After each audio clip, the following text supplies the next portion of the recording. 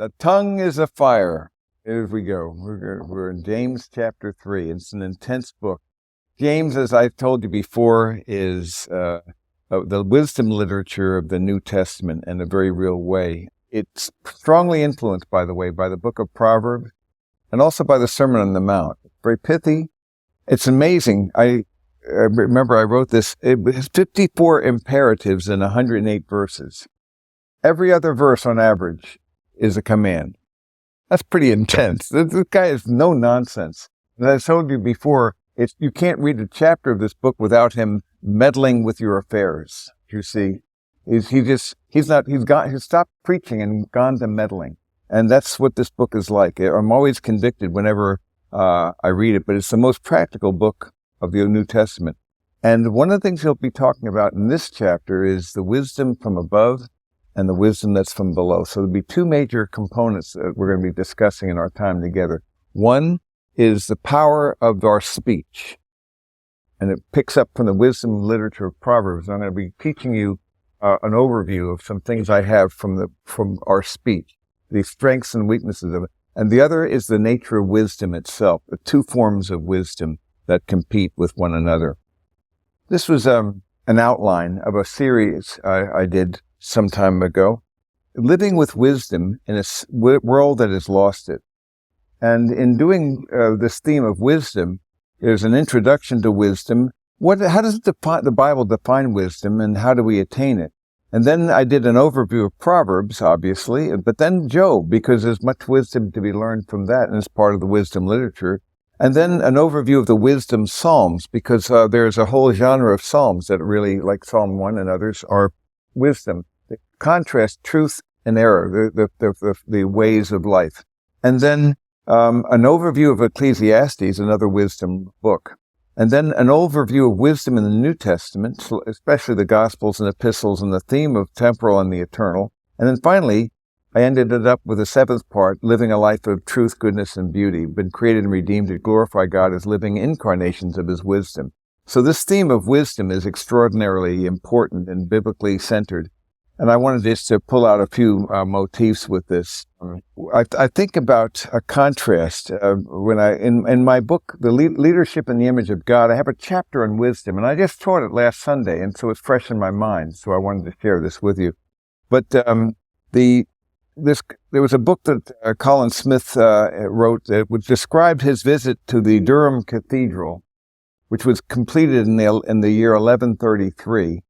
And this magnificent place of prayers has stood for over 900 years, and it's still offering services daily. And it was it was a thing that was built to last. But yet the interesting thing, with over 200 years to build, there were men who worked their entire lives at one level of the building, knowing that even their grandchildren would not see it completed. It was a labor of love and so forth. But it lasted and endured. By contrast, Smith says the next day he and his family drove past some apartment buildings that were thrown up in the 60s. After only 40 years, the buildings were in a terrible state. The problems weren't just cosmetic. The buildings themselves were falling apart. It's like the difference between lives, the life of folly and ugliness and so forth, and the life of beauty and wisdom. So this is Durham Cathedral. And you can see just thinking about the people who were building this. What did they have in mind? The glory of this interior, the elegance, the wonderful refinement of great architecture, part of the product of the efflorescence of beauty in all realms because of the theistic worldview, when it was a consensus at that time that the default worldview for almost 1,000 years in Europe was in fact a basic theistic vision of God. And now our default worldview is a non-theism, an anti-theism, a contra-theism in some people's lives, where they almost live to vilify anything that strikes them of faith in Christ. And so we are in a growing warfare about that. But it's like the contrast, the illustration of those kinds of things. And we know that we're supposed to actually pursue, put this down for a second. We're supposed to pursue certain things that are powerful and profound for us to achieve. And one of those things to understand is that we're called to actually treasure those things which will endure forever. and not be so focused on the things that will not last. I'm trying to find a little thing here. Yes. Wisdom includes the ability to make use the best means, the best time to accomplish the best end. So you have to think about it. It's subtle. Each situation requires its own skill. It's the skillful and practical application of truth to every facet of life. But many people are like the CEO who was visited by an angel right in the middle of a board meeting. That's an interesting thought, you see. An angel, and they saw it. The angel said to him, because of your good life, I'm going to give you a choice between unbounded wisdom, wealth, or beauty. Gives him a choice. Of course, being a pious man, he chose wisdom without hesitation. Very well, the angel said, and disappeared in a cloud of smoke. The CEO sat in silence with a glow about him. And all the board members stared at him. Finally, someone whispered, say something to us. We want to hear the voice of wisdom. I should have taken the money. That's terrible. That's the voice of wisdom. Oh, God. I think about wisdom in so many ways. Bezalel and Oholiab, you're probably not familiar with them. I just heard about them again because I'm working my way through the scriptures with now I'm in the Holman Christian Standard Bible. It's my fourth time through. I'm just mentioning this to you because you can do this. It doesn't take any extra time. I just do it and I'm listening to it and so forth. But as you go through it, it becomes the feeling, what's going to come, what's going to happen, and so forth. You already know what's going to happen, but you're waiting for it in a different way, and there's a different voice, and there's a different translation. And every time you hear a text of Scripture, because the Word of God is alive and active and sharper than any two-edged sword, as a consequence, it's going to reveal something new to you each time, because it's not the same each time. It's going to be something very various and different.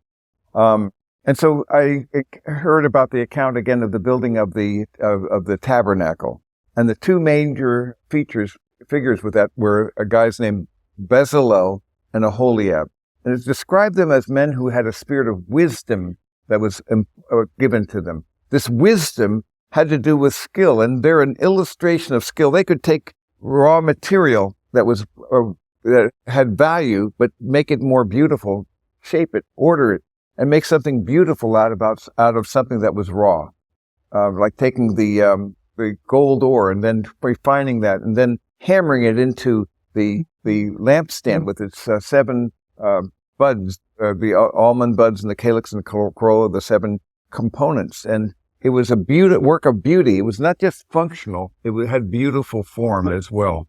That's what it was all about: for beauty, for elegance, for design, for art. And you hear the description of the tabernacle and the garments of the priests and the elegance and the colors and all the symbolism that was involved. These were people who had great skill and craftsmanship. They could take raw things and make it refined. That's a metaphor for our lives. You and I are like that raw material. It's unshaped, it's unformed, that we need to be going under the tutelage of the living God. And so that's why when we bring up children, then we train them and guide them. And the wisdom literature of Proverbs, the first 9 chapters, prepare the student to receive it, to give them a heart for the subject. Because you see, it has great value, but it's going to require that you are going to be trained. You're going to have to be disciplined. You're going to have to go under tutelage. There's going to be a price to pay. You don't get it cheaply. Anything worth pursuing is a price. So the question always, when it comes to anything, is the question, what do I seek? Now, I ask that question all the time. And then, who do you say I am? Do you love me more than these? But in this instance, let me be specific about something that I might seek. Suppose you want to have greater wisdom in life, and who shouldn't? We should all want that. What would be the price tag? You see, what would be the cost to get what you're looking for? Then the third question is, am I willing to pay it? So that's vision. Your vision is, what do you seek? And then intention, what's the cost, and am I willing to pay that cost? Because there's something there's also a cost for folly. So those chapters reveal that there's a great outcome difference. But what do you seek and what's the price tag? Once you've decided you're willing to pay the price, then it comes to mean how we're going to make it happen. So in this whole idea that we have to seek that the tutelage of God, we're given to waywardness, and therefore is a need for us to grow in that relationship with the living God. So to develop an eternal perspective in life is to have a priority of wisdom, and there's a skill in the art of living life with every area under the component of the living God. It includes the ability to use, as I say, all the things that matter the most, the ability to see wisdom in two different ways. And there's two different, and then as to the tongue, let's take a look at what James has to say about that. So he starts off by saying, "Let not many of you become teachers, my brethren, knowing that as such we will incur a stricter judgment." I don't like that verse. You see, to whom much is given, much will be required. If you have more knowledge of the word, you'll be held accountable. So what's the solution? Stay ignorant of it, and then you won't be responsible. Not a good solution. You see, it's a Pyrrhic victory. No, we all stumble in many ways, he says. He's saying, who doesn't slip? Who isn't foolish in their speech? We all stumble in many ways. If anyone does not stumble in what he says, he's a perfect man, which means mature, complete, able to bridle the whole body as well. Now, if we put the bits into the horses' mouths so that they will obey us, we direct their entire body as well. Look at the ships also. Though they're so great and are driven by strong winds, they're still directed by a very small rudder, wherever the inclination of the pilot desires. So you can see the smallness of a thing that can control a great power. And it could be a power that could for good, it's a power for ill. So also the tongue is a small part of the body, and yet it boasts of great things. See how great a forest is set aflame by such a small fire. And the tongue is a fire, the very world of iniquity. The tongue is set among our members as that which defiles the entire body, and sets on fire the course of our life, and is set on fire by hell. For every species of beasts and birds, of reptiles and creatures of the sea is tamed and has been tamed by the human race. It's always fascinating to see animals. And you see these videos and how people can tame and train all kinds of animals to do all kinds of amazing things. We can tame the animals, but we can't tame our own tongue, is what he's really saying. No one can tame the tongue. It's restless evil and full of deadly poison. Again, he sees the contrary nature of it. With it we bless our Lord and Father. With it we curse men who have been made in the likeness of God. From the same mouth came both blessing and cursing. My brethren, these things ought not to be this way. Does a fountain send out from the same opening both fresh and bitter water? Can a fig tree, my brethren, produce olives, or a vine produce figs? Nor can salt water produce fresh. So that's the first part. This lengthy component, this understanding on what wisdom is like. So we'll take this down. And I want to just say a few things about our tongue, because I did a series on wisdom, as I mentioned, and particularly I was focusing on the wisdom of Proverbs. And as to the value of speech, there's a disproportionate problem of input and output, as you know. You've been given 2 ears and 1 mouth. We should use them accordingly. And most people don't listen very well. They speak when they should be listening. And it's a very powerful difference. And there are certain things we can train about the power of speech. Because speech has the power of life and death. It has the power of spiritual life over another person. And it has the power of death in the sense of it can heal or it can wound. So your speech can go both ways. It has the power to heal, has the power to wound.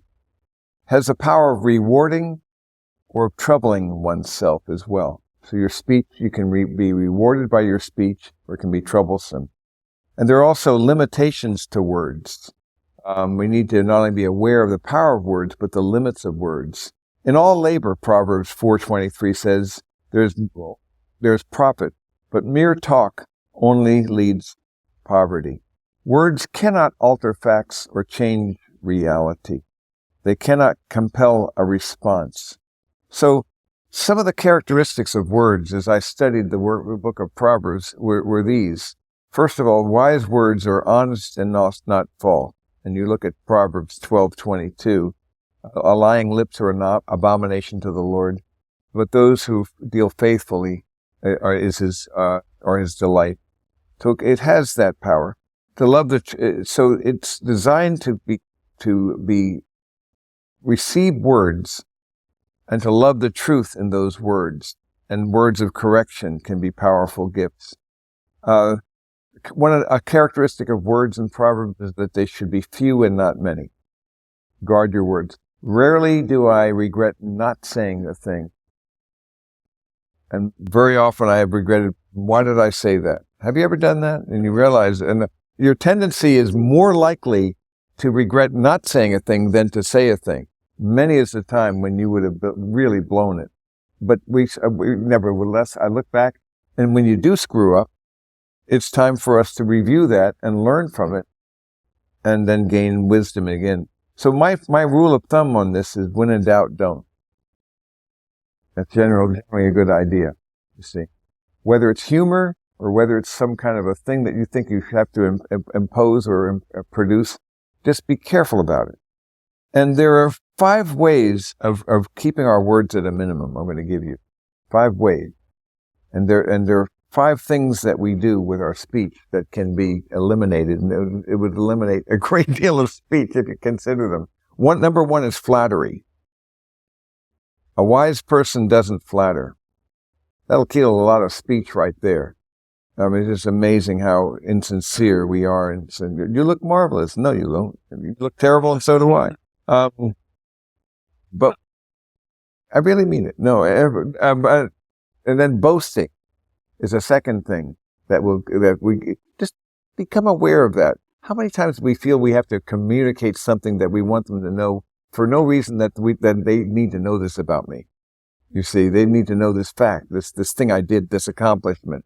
You see how it works? It's astonishing. Just shut up. Don't restrain yourself. You don't let another speak well of you, but not you yourself. We're so tempted to do that. It's amazing. So flattery and boasting. Number 3, harping and nagging. And don't think this is just something that women do. It's amazing. I've had a lot of people who are great harpers and nags in my life. A foolish son is a destruction to his father. The contentions of a wife are constant drippings. Well, that's true. Drip, drip, drip. The same kind of like a Chinese water torture. But I've seen guys do it just as well as any contentious wife. And so it's the same thing. Gossiping is a 4th way of dealing with it. And again, men can do that as well as women. So that the words of a whisperer are like dainty morsels. Chapter 18:8. Like dainty morsels. They go down into the innermost parts of the body. What is that like?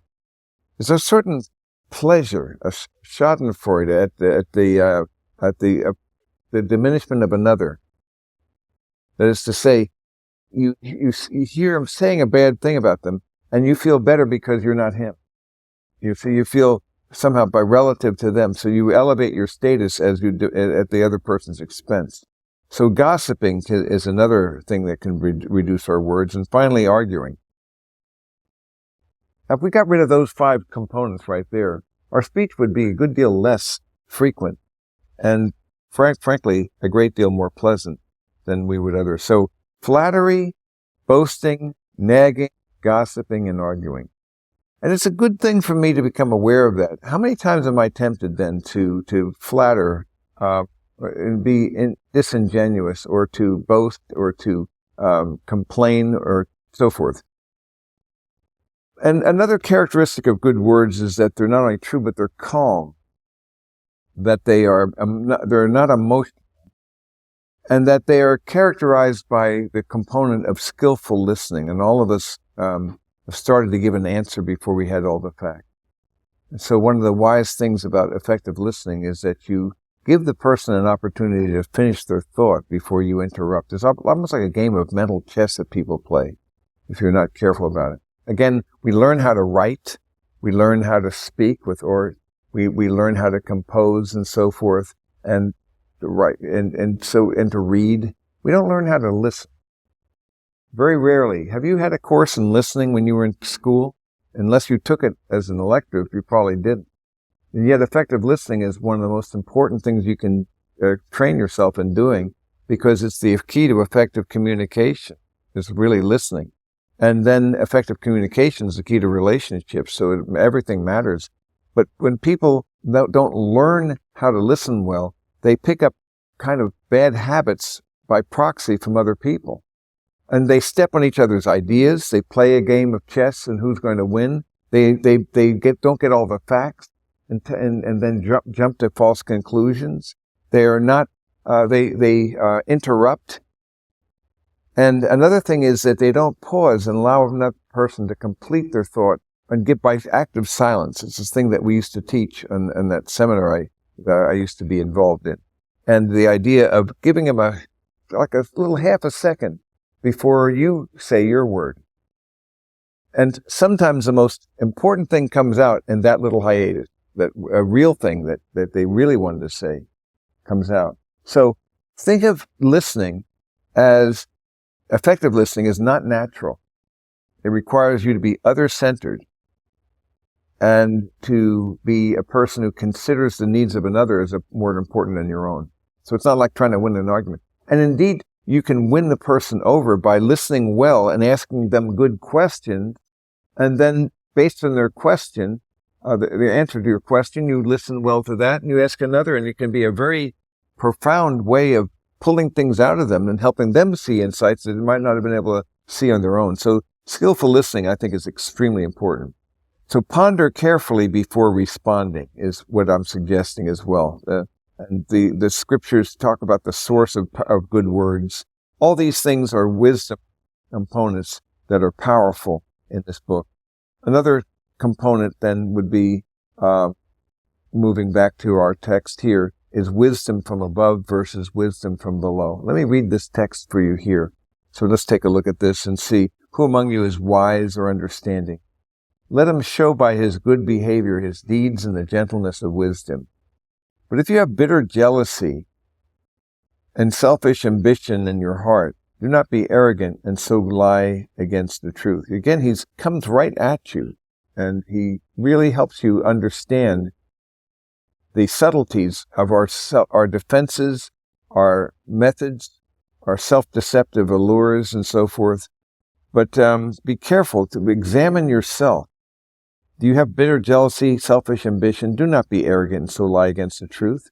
This wisdom that he's talking about, this worldly wisdom, is not that which comes down from above, but it's earthly, natural, demonic. For where jealousy and selfish ambition exist, there is disorder and every evil thing. But then he describes the wisdom from above as opposed to the wisdom from below. The wisdom from above is first pure, then peaceable, gentle, reasonable, first full of mercy and good fruits, unwavering, without hypocrisy. And the seed whose fruit is righteousness is sown in peace by those who make peace. So it's a significant thing. And let me show you this contrast then between the wisdom from above and the wisdom that's from below. The wisdom from below, you know me and my alliteration. And these are 4 characteristics. The word cagey, conniving, crafty, and cunning come to mind. There is a word, a shrewdness, you see. And Satan, you see, was more shrewd than any beast of the field. There was a shrewdness about them. And so there's a kind of a power, a brilliance sometimes, a brilliant malevolence that has guided so many endeavors where people do have a wisdom. It is true. But it's a wisdom according to this world, and it follows the principles and values of this world. And it's an interesting thing because if I compare this with Luke 16, the children of this world are more consistent in the way they live their lives than are the children of light. That they have a better grasp and they live more consistently. If we followed that kind of wisdom, we would pursue the things that last forever and treat them as something that is for what it is, eternal, and treat the temporal as what it is, temporal. Treat things according to their true value. There's a shrewdness, a cleverness about that apes the wisdom from above. Because the wisdom from above, by contrast, is pure, it's peaceable, it yields fruit, and it's therefore something that's alive. It has vitality, it has growth, it has dynamic. And that to me is a very powerful picture of this contrast between those two ways of being. One that's shrewd according to this world, one that's shrewd according to the next world. So having a wisdom of the next world is what we're looking at here. There's also another contrast that I see as remarkable, is this whole idea of the upside-down values of the kingdom of God.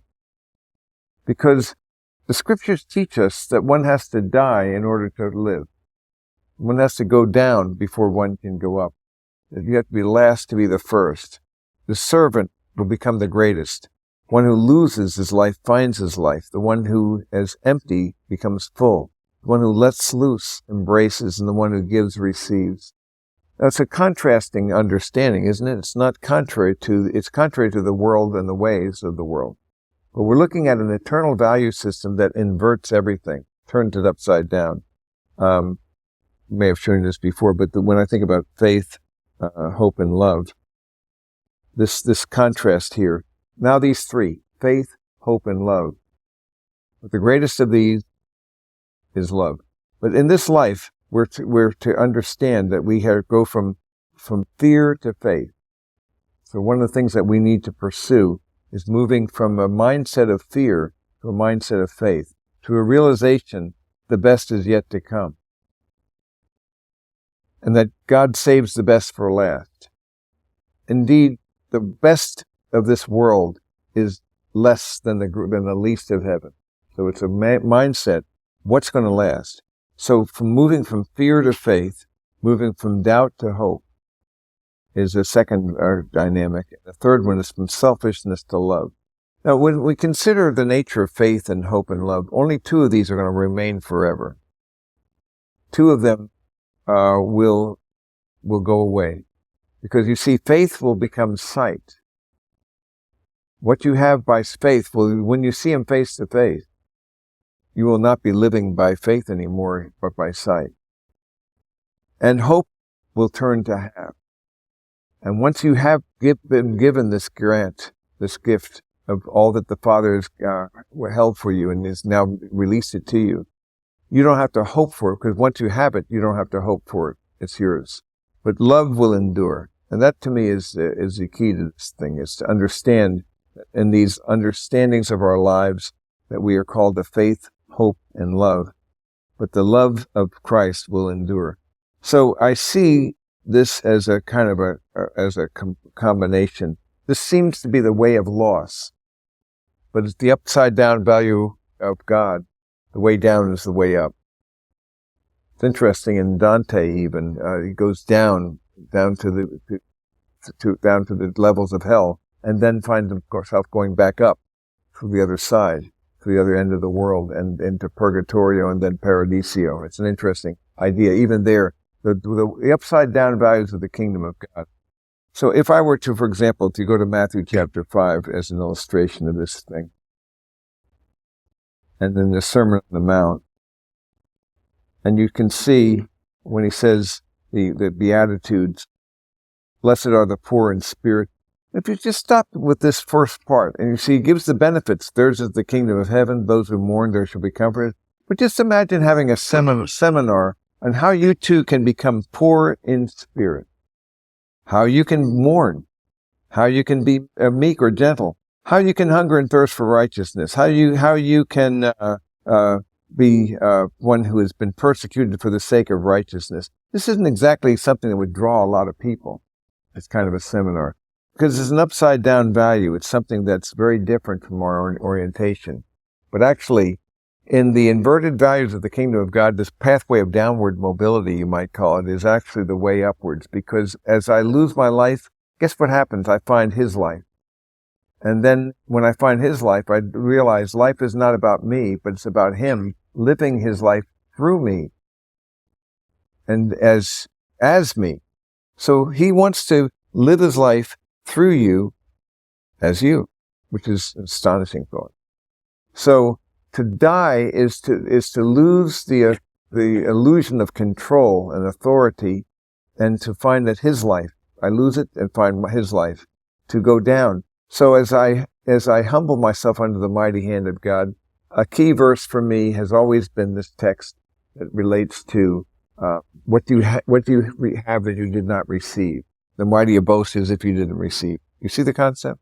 So it's a way of understanding our life and seeing it from another point of view, a point of view of wisdom and of prudence and of knowledge. So I think about the this concept of what life is meant to be about, what he's describing. He's talking about treasuring the unseen over the seen, the not yet over the now. And it's a very powerful vision of God.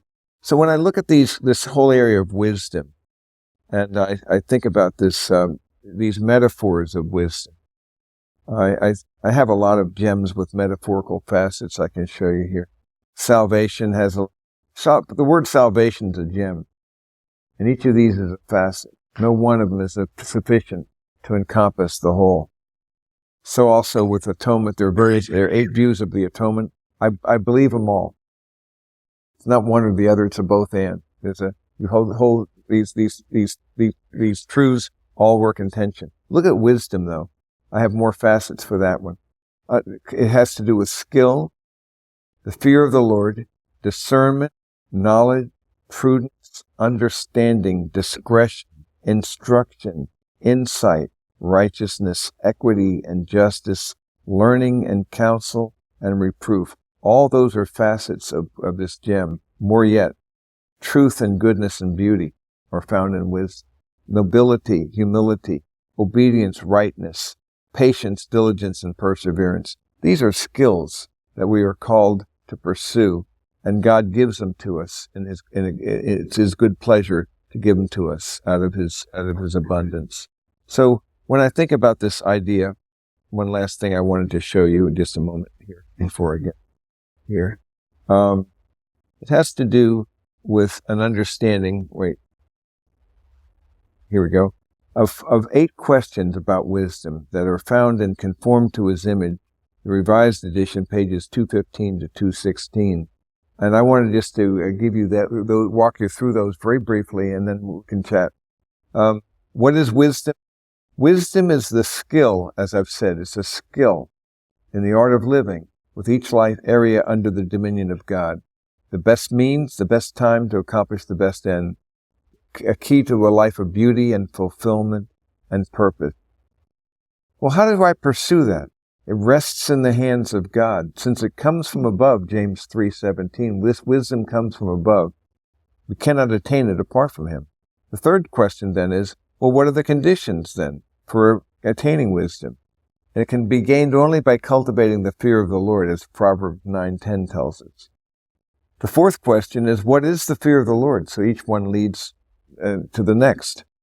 To fear God is to have an attitude of awe and humility before Him. It's to recognize our creaturehood and our need for complete dependence on Him in every activity of our lives. It would be good for you, for example, when you go to bed, to realize that you are really in a situation where your life is like a breath. It's just like a moment. And as you review this day, it's come and gone.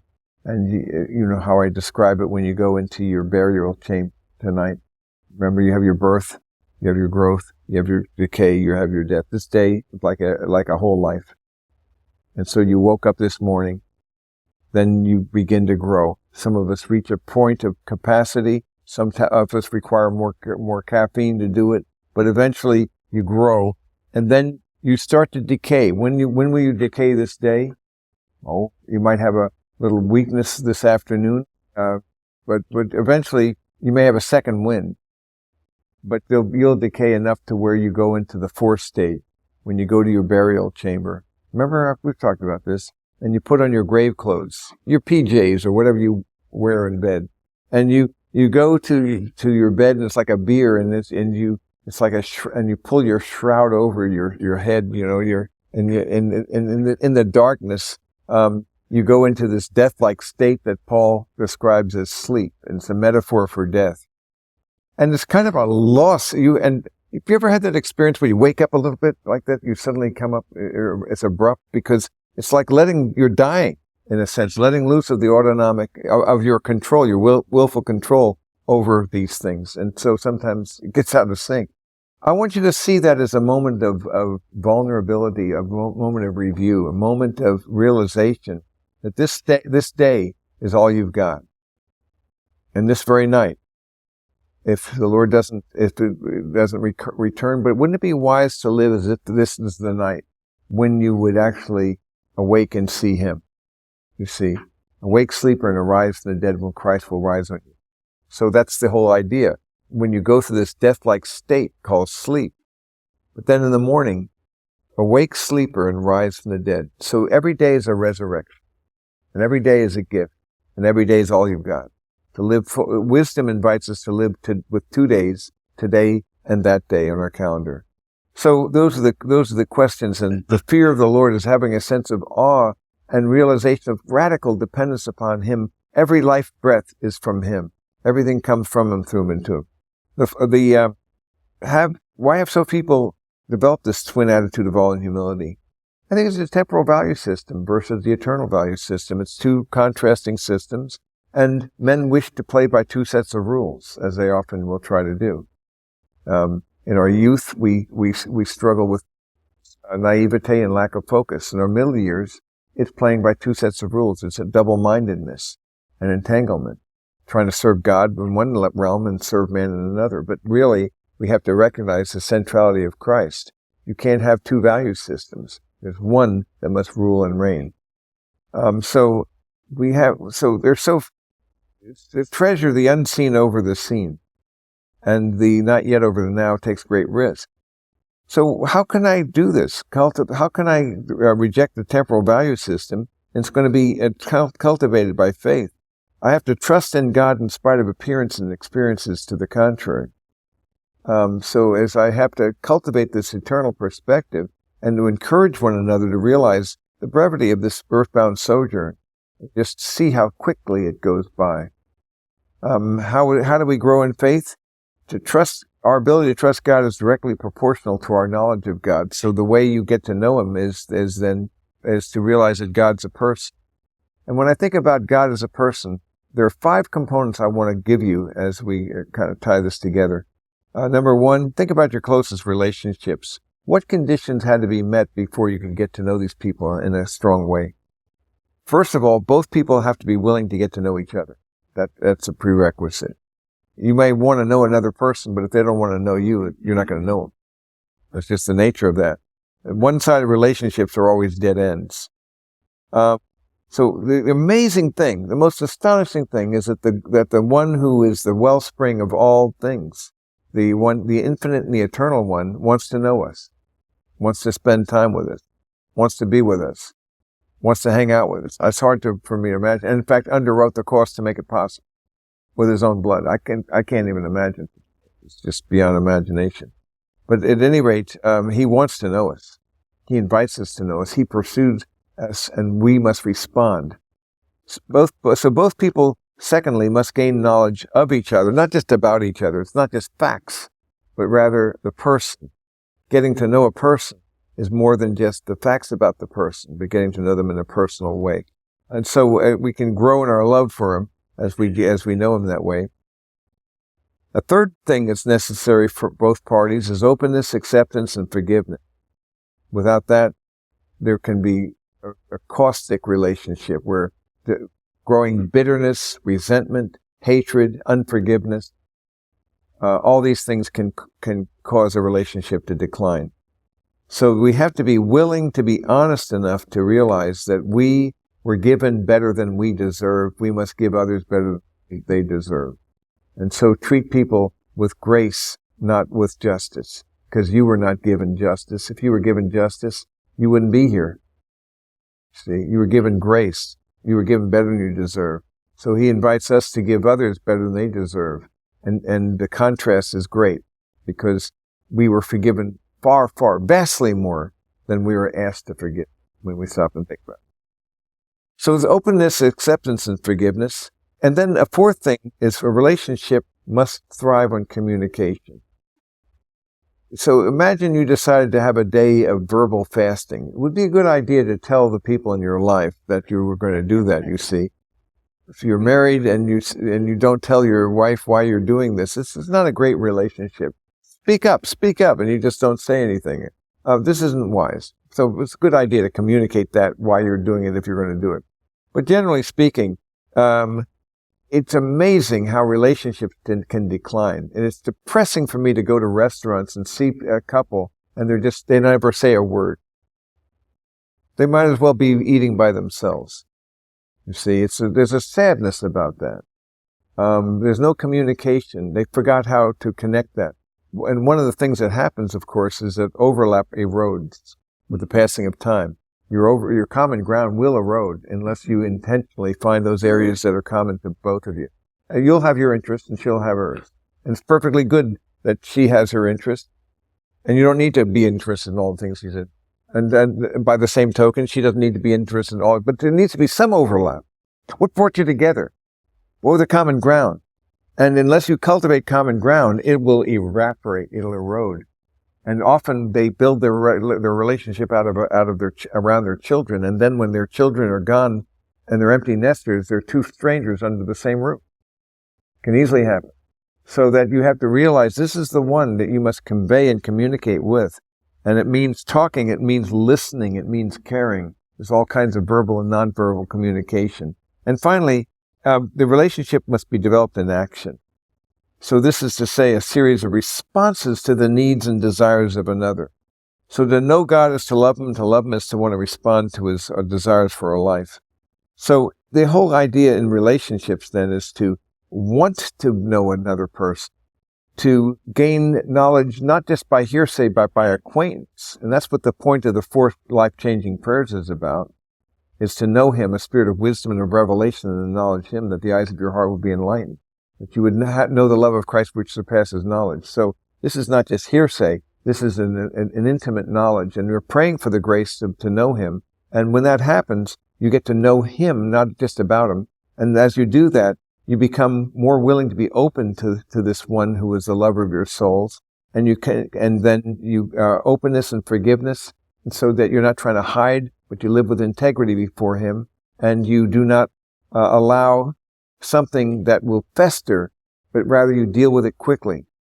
And you review that, and before Him, ask the Spirit to reveal any area of unconfessed sins, and acknowledge them to the Lord, and thank Him for His forgiveness. It's just an integrity. There's an integrity about this life and relationship, to communicate and then to respond to what He calls you to do.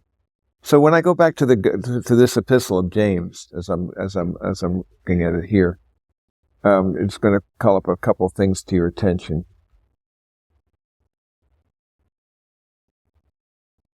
James chapter 3. So we want to be people who guard our tongue, and one of the great components of wisdom is actually in James chapter 1, when he tells us, where are we here? In my chapter 2, yes, okay, testing here. When he tells us,